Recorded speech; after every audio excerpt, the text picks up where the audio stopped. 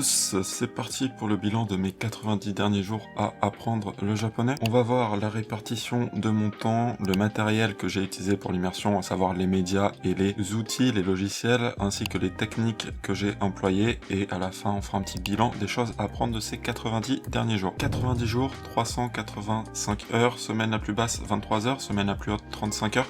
Donc il y a quand même une bonne différence. On peut voir que toutes les semaines, j'arrive pas à mettre le même nombre d'heures. Important, à chaque fois que je parle de chiffres, c'est pour vous donner une idée. C'est pas pour vous dire il faut que vous en fassiez autant. Je sais que la plupart des gens n'arriveront pas à faire autant. Si vous arrivez à faire plus, tant mieux. Si vous n'arrivez pas à faire autant, c'est pas grave. C'est juste pour référence. Voilà. 385 heures, je pense que c'est mes 90 derniers jours les plus intenses. C'est vrai que ces derniers temps, j'étais très focus. Je suis plutôt content. J'ai fait de très beaux progrès. Pour la répartition du temps, la voici. On va revenir un peu plus en détail sur chaque partie, mais c'est assez intéressant en fait de la comparer avec mes 90 jours d'avant. Alors le bilan est aussi sur YouTube pour ceux qui sont curieux, et on peut voir vraiment que j'ai eu un shift de focus entre les deux. En fait, j'en parlais à la fin des 90 jours précédents, j'avais envie de focus un petit peu plus sur la lecture. On peut voir que je suis passé de 22 heures de lecture à 132 heures de lecture. Donc voilà, il y a vraiment eu un énorme shift, et je suis passé de 150 heures de Street Channel à seulement 28 heures. Donc voilà, vraiment énorme shift de focus. Pour ceux qui débarquent et qui se demandent éventuellement c'est quoi Street Channel, c'est quoi lecture, intensif, free flow, machin, un petit peu tous les termes qu'il y a, j'ai une vidéo qui explique tout. Je vous invite à aller la voir évidemment si vous voulez comprendre, je vous la laisse dans la description. Ces 90 derniers jours, je me suis vraiment dit allez, ça y est, c'est l'heure de basculer sur beaucoup de lecture. En fait, il y a un truc dans la communauté qui dit que au bout d'un moment, la lecture, c'est vraiment ce qui vous permet, si vous voulez, d'aller beaucoup plus vite. C'est là où vous allez apprendre énormément de vocabulaire, et c'est là où vous allez débloquer la lecture des kanji, parce que tant que vous lisez pas beaucoup, les kanji, ça reste une manière un petit peu difficile, puisque par définition, les kanji, c'est la lecture, et si vous lisez pas, c'est compliqué. Du coup, je me suis dit, allez, c'est parti, on va faire ce shift. Ça n'a pas été facile, je vais vous montrer les techniques que j'ai mis en place, parce que je suis quelqu'un qui, de base, lit pas énormément, surtout de fiction. En fait, je lis pas mal de, on va dire, documents techniques, ou de livres, on va dire, tout ce qui est développement personnel, business, etc. Mais je lis pas forcément de fiction, c'est pas quelque chose que je fais, que ce soit en français ou en anglais. Et du coup, le faire en japonais, ça n'a pas été facile. Il a vraiment fallu que je mette des stratégies en place pour, bah voilà, passer de quelqu'un qui regardait beaucoup d'animés à quelqu'un qui lisait beaucoup. Donc ça va être le thème un petit peu de ces 90 jours, et il y a pas mal de choses à en retenir. Avant ça, je voulais faire vraiment un petit rappel entre l'intensive et le free flow. Déjà, allez voir la vidéo si vous savez pas du tout ce que c'est, et en fait, je voulais vous dire, moi, ça fait 2 ans, plus de 2 ans même, que je fais de l'immersion assez intensive. Enfin, quand je dis intensive, c'est assez intense, c'est-à-dire que je fais entre 2 et 4 heures depuis plus de 2 ans, 2 et 4 heures d'immersion de japonais depuis plus de 2 ans, sachant que ces 6 derniers mois, je suis plus près de 4-6 heures que de 2-4 heures, donc voilà, ça fait beaucoup. Tout ça pour dire que, en fait, je suis à un niveau où l'intensive et le free flow, pour moi, c'est vraiment, il y a un overlap, en fait. Si vous voulez, je comprends maintenant tellement de choses que, même sans prêter une attention démesurée, en fait, en faisant que quelques pauses de temps en temps, donc en étant en free flow, j'arrive à me rapprocher vraiment de l'état d'intensive, vu que j'ai plus besoin d'autant de concentration qu'au début. Au début, quand vous êtes débutant, intensif, c'est vraiment, comme le nom l'indique, très intense, parce que vous avez besoin de mettre sur pause, faire beaucoup de recherches, regarder le dictionnaire, rechercher la grammaire, etc. Moi maintenant, la grammaire, je l'ai. Tout ce que je dois rechercher, c'est du vocabulaire, éventuellement parfois des expressions, des choses un petit peu plus complexes, c'est vrai, mais c'est beaucoup plus occasionnel. Et du coup, voilà, ce sont deux activités qui se regroupent vraiment. Vous voyez que dans mon Toggle, donc Toggle, c'est l'outil que j'utilise pour traquer mon temps. Je vous laisse d'ailleurs le lien dans la description. J'ai toujours la séparation entre free flow et intensif, mais en vrai, à mon niveau, elle est plus si significative que ça. Liée, donc je la laisse. Mais voilà, je voulais juste clarifier ce petit point au cas où. Du coup, le gros de mes 90 derniers jours a été passé dans la lecture. J'ai fait 132 heures de lecture, plus 24 heures de manga. Alors pourquoi j'ai séparé manga? Parce que même si ça reste de la lecture, vous avez déjà beaucoup d'images qui va avec, et c'est un peu différent parce que vous avez les furigana, la prononciation en fait des kanji, la lecture des kanji marquée à côté, et que c'est quand même, j'ai remarqué, beaucoup moins intense que la lecture, on va dire la lecture pure. Du coup, je préfère quand même séparer lecture et manga, sachant que manga, j'ai passé 24 heures, mais c'est que One Piece. Il y a que One Piece que je lis actuellement en tant que manga. C'est vraiment pas ce que je recommande pour apprendre le japonais, sauf si vous êtes vraiment fan de manga, c'est pas le média le plus intéressant. Je vais vous montrer les autres médias que j'ai utilisés pour la lecture qui sont selon moi plus intéressants. D'ailleurs, hop, voilà, on les a ici. J'ai marqué One Piece en bleu parce que j'ai quand même découvert un outil ces 90 derniers jours qui a un petit peu révolutionné et qui a rehaussé un petit peu les mangas. C'est-à-dire que pour moi, avant, les mangas, c'était vraiment pas terrible. Maintenant, c'est devenu, on va dire, quand même mieux, moyen, parce qu'il y a un outil qui permet de transformer vos mangas en texte sélectionnable avec Yomi-chan. Donc Yomi-chan qui est le dictionnaire qui vous permet de regarder la lecture du japonais à la volée de manière très rapide. Cet outil est un petit peu technique à mettre en place, j'ai pas de vidéo dessus parce qu'on a quelqu'un sur notre serveur sur Boken qui travaille pour le rendre accessible à plus de monde. Alors il fait ça absolument gratuitement et sur son temps libre, donc ça avance à son rythme. Je vous préviendrai dès que ça sera en ligne, ça devrait être beaucoup plus simple. En attendant, vous avez une procédure pour utiliser l'outil qui s'appelle Mokulo, qui est un petit peu complexe. Si vous suivez la procédure, ça va, il n'y a rien d'insurmontable, vous pouvez le faire. Et ça facilite grandement la lecture de vos mangas. Donc si jamais vous décidez de lire des mangas, ça peut vous changer la vie. Moi, c'est vraiment ça qui a fait que j'ai continué à lire One Piece. Je pense que sans ça, j'aurais vraiment attendu d'avoir un niveau beaucoup plus avancé. Parce que One Piece est quand même finalement assez complexe. Il y a beaucoup de vocabulaire un petit peu assez rare, assez typique des pirates et de la marine, etc. Des trucs que même en français... je suis pas forcément très à l'aise, donc voilà, ça aide quand même d'avoir cet outil pour faire des recherches sur Yomi-chan à la vol. À part les mangas, qu'est-ce que j'ai regardé? J'ai séparé, voilà, en pur et visual novel. Visual novel, je vais revenir exactement sur ce que c'est si vous ne connaissez pas. J'ai mis une étoile parce que c'est clairement, je pense, qui m'a permis de faire énormément de lecture. Moi qui étais plutôt team animé, team vidéo, on va dire, et pas trop team lecture, ça m'a vraiment permis de lire beaucoup, de faire beaucoup de volumes. Avant ça, on va regarder ce qu'il y a dans Pur. Donc Pur, c'est parce que ça va être de la lecture, vraiment de la lecture, c'est du texte et vous lisez. Il n'y a pas d'image ou d'autres médias en plus, contrairement au visual novel. Donc NHK Easy News, je pense que tout le monde connaît, c'est des news faciles, je vous recommande de les lire tous les matins. Si vous êtes encore très débutant, vous pouvez en lire juste une. Si vous avez un petit peu de niveau, généralement il y en a 3-4 par jour, ça prend une dizaine de minutes à lire. C'est vraiment très intéressant. Ensuite, il y a des commentaires YouTube. Voilà, quand je regarde des vidéos sur YouTube, j'aime bien lire les commentaires, c'est assez intéressant pour avoir du japonais un petit peu informel. Ça fait un petit peu de pratique de lecture ici.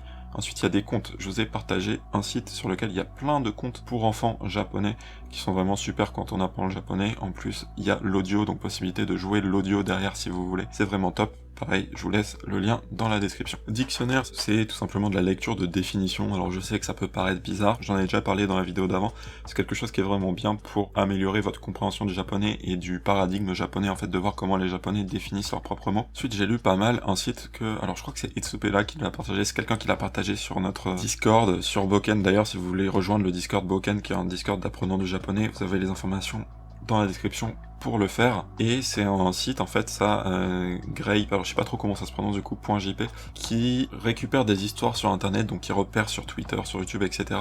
et qui en crée des articles généralement assez courts, et c'est vraiment un peu entre un journal très rigide et Twitter, on va dire, très laxiste. C'est vraiment entre les deux, du coup c'est des articles assez sympas, avec des thèmes assez variés, des histoires marrantes, beaucoup d'histoires d'animaux. Ensuite j'ai lu pas mal de web novels. Pareil, j'avais commencé à les lire les 90 jours d'avant, j'en avais parlé, j'ai continué à le faire beaucoup, j'en reparle dans la slide juste après. Et enfin des light novels. Donc light novels c'est quoi? C'est des nouvelles, des petites histoires, des romans, si vous voulez, mais très courts, très rapides. J'en ai lu que 2, c'est vraiment un truc que j'ai fait un tout petit peu. Je trouve ça globalement plus difficile que les web novels, mais c'est clairement quelque chose que je vais explorer plus par la suite. Le petit inconvénient des light novels, c'est que si vous ne les piratez pas, c'est payant. Après, c'est pas très cher, mais toujours est-il qu'il faut les acheter quelque part. Généralement, ça se passe sur Amazon, et donc c'est un petit peu plus technique que les web novels. Les web novels, voilà, vous voyez la slide ici, ont l'avantage énorme d'être gratuits et facile d'accès, puisqu'en fait, c'est publié sur Internet directement. Donc, vous pouvez passer Yomi-chan, ça marche très bien. Vous avez un catalogue énorme de choix, c'est gratuit. Maintenant, le problème, ça va être que la qualité est variable, c'est généralement amateurs. Alors certains ont beaucoup de niveaux, hein. Des amateurs qui ont beaucoup de niveaux, il y a même des auteurs publiés qui ont commencé par publier leur travail en tant que web novel, ils avaient tellement de talent qu'ils ont été publiés derrière. Mais c'est quand même très variable. Et le problème aussi, c'est que c'est souvent les mêmes genres qui peuvent être vite très lassants. C'est-à-dire ça va être beaucoup de romances à l'eau de rose et beaucoup de trucs qui se passent dans des écoles ou beaucoup de isekai. Donc un mec qui se réveille ou une meuf qui se réveille dans un monde parallèle, un petit peu fantasy, tout ça. Malgré ces défauts, je trouve que pour commencer, avant d'aller jusqu'à acheter des light novels, c'est vraiment bien. Parce que ça va être vraiment vos premières expériences, on va dire, de lecture un petit peu plus sérieuses que juste des articles. Ça va être plus long, ça va être des histoires complètes, ça va être de la fiction complète par rapport à des petits contes. Pareil, un petit conte où vous passez 20 minutes dessus et puis fin de l'histoire. Là, c'est vraiment des choses où vous allez peut-être lire plusieurs heures une même histoire qui se suit. Donc c'est un exercice très intéressant avant de passer à des médias plus compliqués. Je vous ai laissé la liste de ce que j'ai lu ici. Alors on voit pas très bien qui est en gras. En fait, j'ai un fichier Excel dans lequel je traque un peu ce que je lis plus pour moi, mais si vous voulez, je vous le laisse dans la description, vous pouvez le lire. Et comme ça, cliquez directement sur les liens, etc. pour lire les nouvelles que j'ai lues également si ça vous intéresse. Vous voyez également que j'ai renseigné la difficulté. La difficulté vient de ce site jpd.io. Io que je vous recommande fortement, qui liste les difficultés des animés, des nouvelles, des jeux et des dramas. C'est pas précis à 100%, mais ça donne vraiment une très très bonne idée. Moi je m'en sers pour choisir des médias pas trop difficiles, parce que même si vous voyez difficulté 2 sur 10, 3 sur 10, quand c'est la première fois que vous lisez du japonais, c'est extrêmement difficile. Même si vous avez un bon niveau à l'oral, le japonais, on va dire, de narration a tendance à être différent du japonais oral. Du coup, c'est quand même chaud. Franchement, les premiers, j'ai pas mal galéré à les lire. Maintenant ça va, j'en ai lu quelques-unes. Les deux que je recommande sont ces deux-là. Alors la première, je la recommande pourquoi? Parce que finalement, il y a 148 chapitres, mais c'est des tout petits chapitres. C'est vraiment des trucs, vous pouvez passer 10 minutes par chapitre, je sais plus combien exactement, voire moins même. Et du coup, c'est bien peut-être pour commencer, on va dire, en douceur, sans que ce soit trop violent. Et l'autre, en dessous, c'est des chapitres beaucoup plus longs, mais je sais pas, j'ai trouvé l'histoire plutôt bien faite. Du coup, voilà, je vous la recommande si jamais vous savez pas trop quoi regarder. Enfin, trop quoi lire, plutôt, c'est pas mal. Et ça a vraiment été, moi, mon introduction, on va dire, à la lecture un petit peu plus intensive. C'est, je pense, par là où vous devriez commencer quand vous voulez commencer, on va dire, la lecture de manière plus sérieuse, notamment la lecture de fiction de manière plus sérieuse. C'est vraiment un excellent point de départ, j'ai trouvé. L'autre chose que j'ai beaucoup fait, c'est jouer à des visual novels. Alors pour ceux qui ne connaissent pas, les visual novels, c'est en fait des jeux vidéo techniquement, mais qui sont très basés sur le texte. Ça reste des nouvelles en théorie, c'est juste que vous avez en plus des images, vous avez en plus de la musique, et pour certains, vous avez en plus des voix.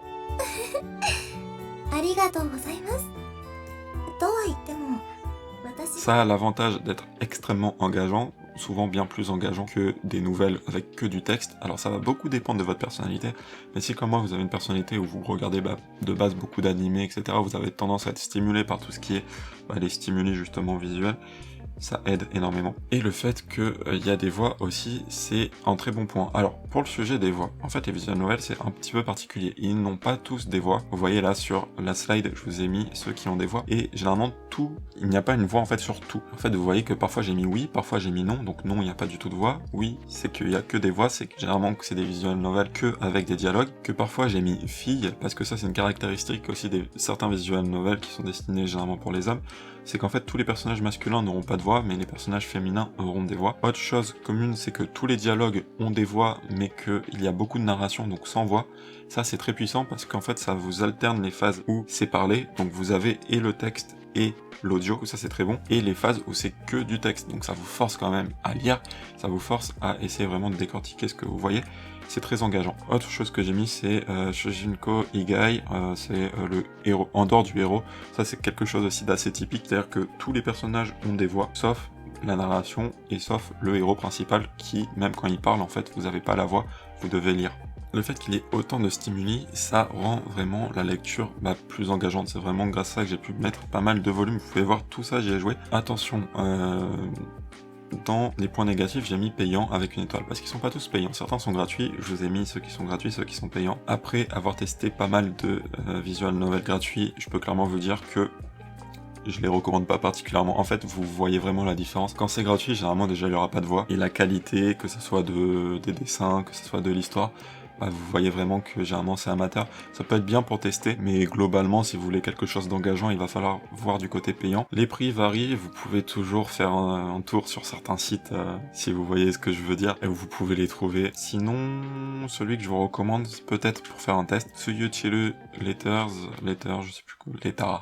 Voilà, je sais plus s'il est prononcé à la japonaise ou à l'anglais, qui est dispo sur Steam, et surtout vous avez une démo gratuite de 3 chapitres. Moi c'est un des premiers que j'ai fait, donc elle m'a duré 3h30 je crois la démo, donc ça fait vraiment pas mal. Vous pouvez voir, tester, pour voir si ça vous plaît ou pas. C'est vraiment un de ceux que je vous recommande le plus pour commencer. Et l'autre problème un peu des visual novels, c'est que c'est un peu de technique à mettre en place, dans le sens où certes vous avez du texte, mais vous pouvez pas de base passer Yomi-chan dessus. En fait il faut passer par un petit workflow, pas ultra compliqué, mais toujours plus technique que de par exemple lire directement une web novel, qui est en fait de passer par un outil qu'on appelle Textractor, qui va repérer le texte de vos visual novels, le copier automatiquement dans votre presse-papier, et ensuite vous pouvez l'injecter dans une page sur internet où vous pouvez passer Yomi-chan dessus. Du coup c'est à peine plus technique, mais une fois que vous l'avez en place, vous pouvez jouer et vraiment utiliser Yomi-chan dessus, et du coup c'est vraiment top. Pour tous ceux qui ont un petit peu du mal avec la lecture, je vous recommande vraiment d'essayer les visual novels. Alors attention, je vous dis, là je parle de focus de lecture, c'est vrai que moi je l'ai fait maintenant, c'est peut-être pas quelque chose que vous voulez faire tout de suite. Si vous n'avez pas un niveau très avancé, je vous recommande plutôt de rester sur la lecture, on va dire un petit peu tranquille, avec des comptes, les commentaires YouTube, NHK Easy News, etc. Et que c'est si vraiment vous voulez faire un focus sur la lecture que je vous recommande, voilà, les web novels, les visual novels, tout ça. C'est quand même beaucoup plus avancé. Si vous n'avez pas des bases solides en japonais, ça peut être trop compliqué en fait et ne pas être très intéressant pour vous. Encore une fois, c'est plus histoire de faire mon bilan personnel, si ça peut vous inspirer. Retenez bien quand même que je suis à plus de 2 ans déjà d'immersion et que j'ai pas mal de connaissances, notamment au niveau de l'écoute, et que j'ai fait beaucoup également d'écoute avec les sous-titres.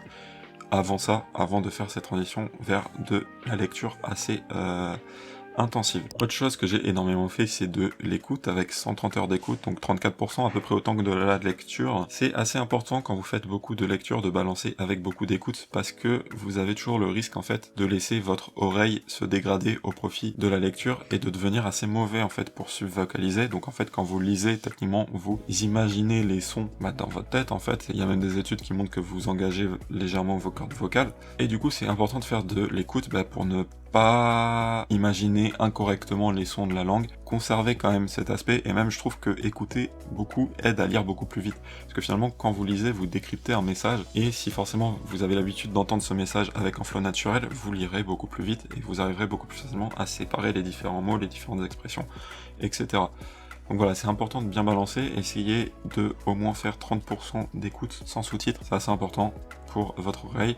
Alors qu'est-ce que j'ai fait? J'ai fait surtout voilà, 2 grandes catégories, animé et live. Alors j'ai appelé live, en fait live ça va être plus les choses type drama, YouTube, télé-réalité, etc. Les animés, c'est les animés, je vais pas revenir sur tous, je pensais ne pas en avoir regardé beaucoup, mais en voyant la liste, il y en a quand même pas mal. En gras, ce sont ceux que j'ai le plus aimé, en couleur, c'est ceux pour lesquels j'ai appliqué des techniques, donc on va revenir là-dessus. En rouge, on a Gunslinger Girl et Suzumiya Haruhi no Yutsu. Alors pourquoi c'est en rouge? C'est que c'est une technique, alors ça va vous paraître idiot quand je vais vous le dire, mais peut-être que vous allez pouvoir comprendre. Moi, je suis quelqu'un qui, quand je commence quelque chose, un animé ou une histoire ou quoi, j'aime pas abandonner en cours de route. Même si j'aime pas l'histoire, par principe, quand je l'ai commencé, j'aime pas arrêter. Sauf qu'en vrai, c'est une mauvaise chose, ça, parce que ça fait que quand vous regardez quelque chose que vous n'aimez pas, vous n'êtes pas autant engagé, vous vous dites c'est une corvée, vous vous dites putain, mais quand est-ce que ça finit, c'est chiant, tout ça. Du coup, c'est dramatique pour l'apprentissage de la langue, hein. C'est l'hypothèse de filtre active du Dr Krashen. Quand une expérience est désagréable, on retient beaucoup moins de choses, on apprend beaucoup moins la langue. Du coup, ce qui est en rouge, c'est en fait des animés que j'ai pas aimés et que j'ai réussi à abandonner en cours de route. Ça peut paraître idiot, mais pour moi c'est un gros progrès. Voilà, plutôt que de m'obstiner avec des choses que je n'ai pas aimées et m'obstiner à les regarder de manière peu efficace, j'ai préféré abandonner et regarder les choses qui m'intéressaient plus. C'est une technique en soi, abandonner ce que vous n'aimez pas. Ensuite, en violet, on a Kimi no Suizo Tabetai, donc je veux manger ton pancréas, qui est un film que vous connaissez peut-être, très intéressant. Pourquoi il est en violet? C'est parce que j'ai également... En fait, c'est une adaptation d'une nouvelle que j'ai téléchargée et que... Alors, je n'ai pas encore lu, mais je planifie de la lire. Ça, c'est quelque chose que vous pouvez faire pour les adaptations. C'est regarder une adaptation dans un média plus simple, par exemple un animé ou un drama, et regarder la version originale, donc le manga ou la nouvelle, par la suite. Parce qu'en fait, vous allez avoir beaucoup de contexte et beaucoup d'informations par le média plus facile qui vont vous aider avec le média plus difficile, qui vous servira à améliorer votre lecture. Et c'est un peu le même cas avec film One Piece. En fait, j'ai téléchargé et regardé les films de One Piece, parce que j'allais pas m'amuser à regarder les 1000 épisodes de One Piece. Mais du coup les films c'est pas mal, et c'est parce que comme je lis le manga, il y a quand même pas mal de vocabulaire, notamment sur les pirates, etc., qui se regroupent, et puis même ça, je trouve ça sympa d'avoir la voix des personnages. Moi, j'avais regardé One Piece l'animé déjà bien avant d'apprendre le japonais, mais ça fait toujours plaisir de réécouter les voix, et du coup c'est vrai que quand tu lis le manga, après t'as les voix du personnage, t'as un peu le flow, le rythme auquel il parle. Je trouve ça toujours sympa. Et en vert, on a Yolo Yoli, qui est en fait un animé que j'avais regardé au tout début de mon apprentissage, donc il y a quasiment 2 ans. Et voilà, c'est quelque chose qui est pas mal de re-regarder des animés que vous avez déjà vus il y a pas mal de temps. Soit si vous les avez déjà vus avec les sous-titres français, soit si vous les avez déjà vus en japonais mais il y a longtemps, ça vous permet déjà de faire un peu la différence, de capter énormément de choses, parce que si vous avez attendu 1 an ou 2 vous allez forcément avoir augmenté énormément votre niveau, vous allez acquérir énormément de choses, et comme vous avez déjà beaucoup de compréhension, pareil, vous allez pouvoir vous concentrer sur les choses que vous n'aviez pas compris la première fois, et refaire beaucoup d'acquisitions, donc c'est assez sympa pour les choses que vous avez bien aimées, regardez il y a longtemps, de refaire une deuxième passe dessus. Conseil d'attendre au moins 6 mois, 1 an avant de faire une deuxième passe dessus. Ensuite, dans les lives, alors il y a Good Morning Call, j'ai déjà parlé, c'est un drama sur Netflix que je recommande énormément, vous pouvez le regarder avec l'audio description, c'est vraiment super, je pense que c'est l'un des meilleurs dramas pour commencer à apprendre le japonais. Koei Girl, qui est un drama aussi que j'ai bien aimé, qui est d'ailleurs avec la même actrice principale que Good Morning Call, qui joue très bien.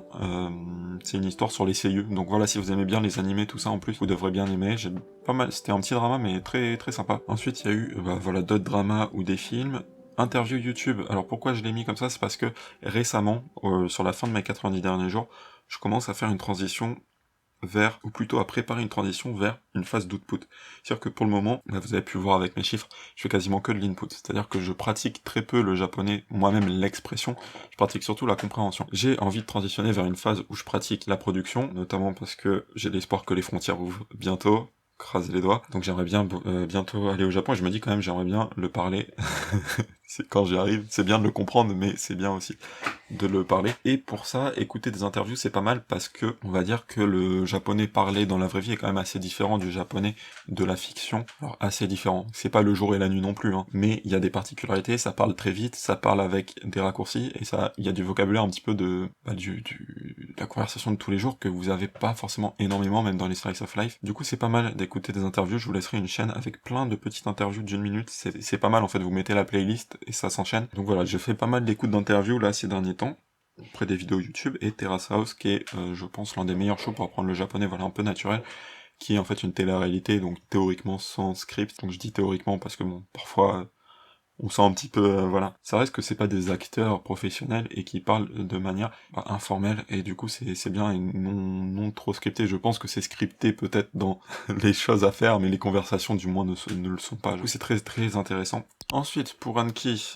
j'ai passé 55 heures dans Anki, qui est 14%, alors faut que je fasse gaffe, c'est vrai que ça commence à faire un peu beaucoup. Tant que je reste 15, on va dire 15-20%, c'est vraiment la limite hot que je veux pas dépasser. Là, ça va encore, rien de particulier à signaler. C'est vrai que le fait d'avoir lu beaucoup, j'ai créé énormément de nouvelles cartes, beaucoup plus que par l'écoute, parce que quand vous lisez, vous rencontrez énormément de vocabulaire.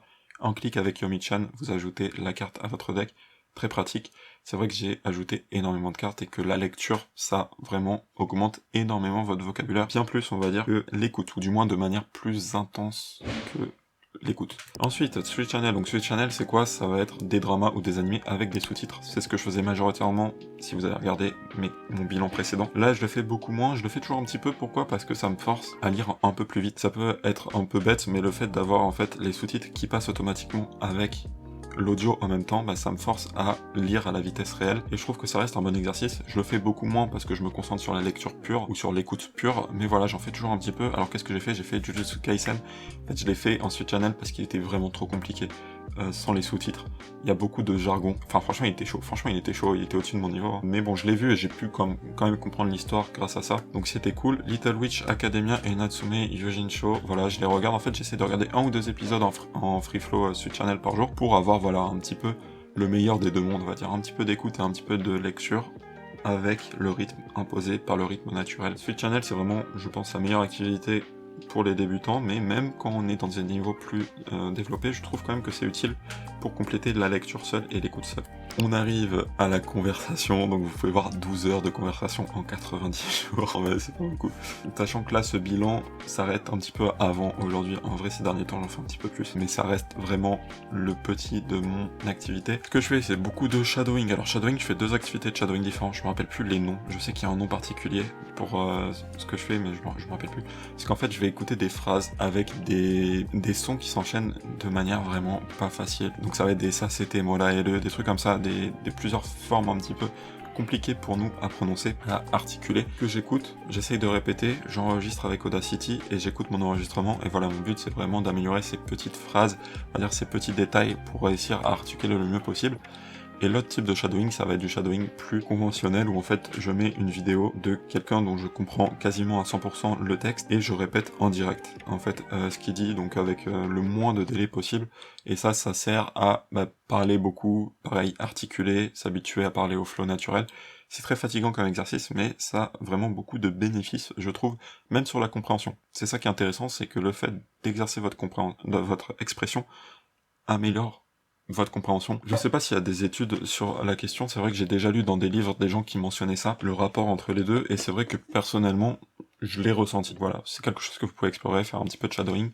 Ça fait pas de mal, ça vous aide à mieux prononcer les sons, et je trouve à mieux lire notamment les phrases composées, voilà, en japonais. Et l'autre chose que j'ai commencé à faire, c'est de l'écriture. Alors de l'écriture tapée, hein, pas à la main, j'essaye pas. Ça ne m'intéresse pas, enfin ça m'intéresse pas, je veux dire, ça demanderait tellement d'efforts que je me dis que ça vaut pas la peine, même si ça serait stylé, peut-être plus tard on verra, c'est pas du tout l'objectif actuellement. Et donc sur ordinateur, et pour ça je vous ai mis une vidéo de notre ami Itsupera qui a fait vraiment un très bon tuto sur son workflow qui est celui que je suis. Donc en gros je passe par le site iNative pour avoir une correction, ça c'est assez important d'avoir une correction, parce que comme ça, bah, si vous faites des erreurs, au moins vous les corrigez derrière. Et c'est vraiment un très bon site iNative que je vous recommande si vous cherchez à faire de l'écriture. Alors si vous voulez le faire, il vous faut un minimum de niveau de japonais. Je pense que si vous le faites trop tôt, c'est un petit peu gâcher vos heures d'études. Vous ferez mieux en fait d'avoir une compréhension. Pourquoi? C'est parce que en fait vous allez avoir de la correction, certes, mais si vous ne comprenez pas la correction, ça ne sert à rien en final. Enfin, ça sert pas à grand chose. Alors que quand vous avez un bon niveau de japonais, généralement vous allez comprendre. Pourquoi il vous dit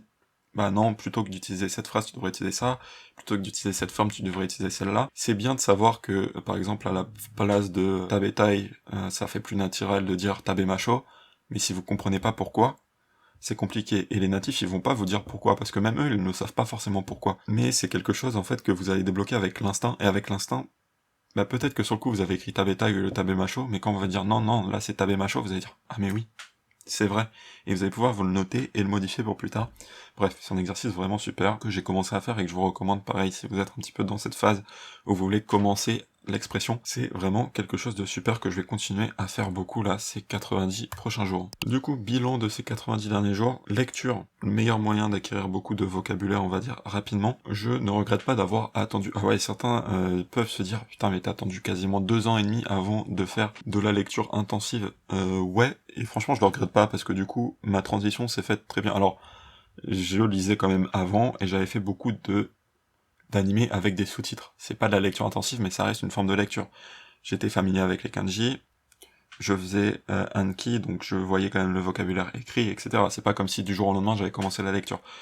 Mais le fait d'avoir attendu en faisant, on va dire, une transition progressive avec un petit peu de lecture et d'un coup passer à beaucoup de lecture, je regrette pas de l'avoir fait parce que du coup, bah c'est vrai que je peux lire finalement, je pense, assez vite pour quelqu'un qui commence la lecture, comprendre pas mal de choses, acquérir pas mal de mots, et c'est vrai que si vous hésitez, si vous pensez que vous avez le niveau pour commencer à lire pas mal, faites-le, hein, foncez, c'est vraiment top. Regardez du côté des web novels, il y a des choses très intéressantes, c'est le plus facile techniquement. Si vous avez besoin de plus de stimuli, regardez les visual novels. Moi, c'est vraiment grâce à ça que j'ai pu mettre énormément d'heures, là, ces 90 derniers jours dans la lecture. Important de balancer la lecture avec toujours de l'écoute. Ce qui est dingue, c'est que les deux, en fait, sont vraiment complémentaires, parce que le vocabulaire que vous allez lire, vous allez en prendre conscience dans votre lecture, un petit peu comme si c'était un Anki, mais un Anki naturel, du coup, puisque vous allez voir les mots souvent, et vous allez les entendre derrière dans votre écoute en écoute seule. Et pareil, ce que vous allez entendre dans votre écoute seule, en fait, ça va vous aider à lire plus vite et à lire avec un flow plus naturel et à subvocaliser. Du coup, ça va améliorer votre lecture aussi. C'est vraiment deux activités, finalement, qui se complètent très bien si vous les faites séparément. Vous pouvez les réunir avec un petit peu de Street Channel en plus, on va dire, voilà, un bonus pour avoir un petit peu le meilleur des deux mondes. N'oubliez pas que vous avez toutes les ressources mentionnées dans la description pour aller plus loin. J'espère que ce petit bilan vous a plu. Sur ce, je vous dis à la prochaine.